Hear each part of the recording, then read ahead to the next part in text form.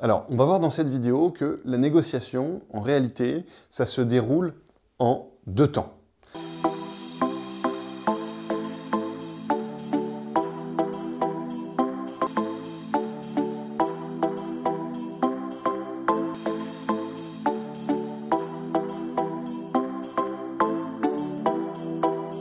Il y a un premier temps qui est avant, justement, l'annonce du prix. Et donc, ce premier temps, il rejoint la vidéo 2 sur le fait de se passionner pour vos clients. Et donc, vous voyez à l'écran, effectivement, le cycle de vente qui apparaît. Et donc là, il y a une première phase de négociation qui se trouve dans la phase de découverte. Et là-dessus, la question que le point que je souhaiterais amener, c'est un diagnostic, finalement, c'est résoudre un problème. Voilà. Vous êtes là pour résoudre le problème du client. Donc, il faut évidemment que vous questionnez votre client. C'est vraiment la première clé de la négo sur cette phase, c'est questionner son client. Alors, évidemment, sur les symptômes qu'a le cheval, voilà, qu'est-ce qu'a le cheval, comment le soigner. Mais, deuxième point essentiel, c'est qu'est-ce que cela représente émotionnellement pour votre client. Voilà. Ce cheval-là qui boite, qui ne pourra pas faire tel concours ou telle course, comment il le vit? Qu'est-ce que ça représente pour lui? Qu'est-ce que ça représente pour sa saison? Est-ce que ça met en péril ses objectifs? Voilà, passionnez-vous pour vos clients, c'était le sujet de la vidéo 2. Voilà, questionnez-le, intéressez-vous à lui. Là, l'objectif ici va être double. Évidemment, il est de soigner le cheval, mais il va être aussi de défendre votre prix. Et pour ça, il faut qu'il ressente de l'empathie. Il faut qu'il ressente de l'empathie sur le fait que, voilà, quelque part, vous ne venez pas que soigner le cheval. Vous venez résoudre un problème. Vous venez résoudre un problème, et ce problème, il est double. Il est le cheval qui a la patte cassée, qui a une boiterie, et le client qui est sûrement très embêté, voire peiné, du problème qu'a son cheval. Si vous voulez gagner au jeu de la négociation, il faut absolument que ces deux atmosphères soient traitées avec votre empathie, dans la façon dont vous questionnez vos clients. Puisque après, je vous assure, la négociation sera beaucoup plus facile. Parce que le client aura la certitude que vous n'avez pas seulement soigné son cheval, vous avez compris son problème, vous allez le résoudre. Et donc, j'ai quelqu'un que j'aime bien qui dit « quand c'est bien, c'est jamais trop cher ». Et donc, s'il a la certitude que c'est bien, eh bien, ça ne sera pas trop cher. Bon, je vous rassure, à un moment donné, on arrive quand même à ce fameux moment où il faut annoncer le prix. Alors, comment on annonce le prix? Eh bien, je pense qu'il est fondamental à ce niveau-là, encore une fois, que vous travaillez votre mindset, votre état d'esprit. Et là-dessus, il est vraiment fondamental que vous soyez convaincu au plus profond de vous-même que vous méritez cet argent. Voilà. L'annonce du prix, c'est pas, vous venez pas voler un client, vous venez pas chercher à lui extirper de l'argent. Non, vous avez fait des études, vous êtes endetté, vous avez pris des risques, vous avez choisi de faire un métier passion. Vous méritez que ce client vous paye. Ce que vous faites a de la valeur. Et là-dessus, vous vous souvenez, pensée qui entraîne les émotions, qui entraîne les résultats, qui entraîne les actions, eh ben, là, c'est pareil. Si vous pensez, ouais, mais est-ce que dans le fond, je mérite quand même cet argent? Le client, il va vous demander pourquoi il devrait vous payer aussi cher. Voilà, c'est bête et méchant, mais soyez convaincus de votre valeur. Soyez convaincus que c'est normal. Vous vous êtes déplacé. Vous venez résoudre un problème. Il n'y a aucune angoisse, il n'y a aucune inquiétude à avoir à demander de l'argent à quelqu'un. Encore plus si on lui a dit bonjour en le regardant dans les yeux, si on s'est passionné pour son problème, si on a compris et résolu le problème de son cheval.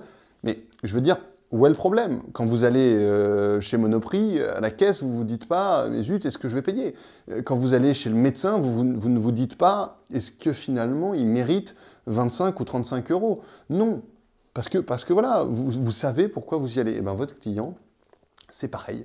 Pour vous, c'est pareil. Vous savez pourquoi le client doit vous payer. Voilà. Et c'est là où on retrouve pourquoi le client doit me payer. Pourquoi est-ce que je suis vétérinaire? Voilà. Et il doit me payer parce que je mets ma passion. Je mets ma passion pour soigner le cheval. Je mets ma passion pour que le bien-être du cheval soit au service de la performance. Voilà. Et c'est là où, si vous êtes convaincu de la tête aux pieds que votre why, c'est le bon, quel est le problème que ce why ait une valeur? Quel est le problème qu'il y ait de l'argent à mettre en face? Soyez convaincus qu'il est normal que vos clients vous payent. Et soyez convaincus qu'ils ne vous payent peut-être même pas assez cher. Bon, arrive un moment où vous avez annoncé votre prix et arrive un moment où il faut négocier. On a retardé un peu l'échéance, on a vu comment il fallait préparer pour arriver armé, pour arriver peut-être même pas avoir besoin de négocier, mais voilà, je vous rassure, il y a quand même bien des cas où vous allez devoir passer par là. Et j'ai une super nouvelle, la négo, c'est cool. La négo, c'est un jeu. Voyez-le comme un jeu. La négo est un jeu.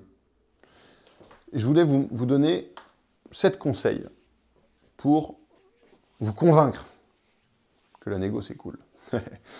Alors, le premier conseil, c'est que de toute façon, mauvaise nouvelle, vous n'avez pas le choix. La négo fait partie de nos vies personnelles, nos vies professionnelles.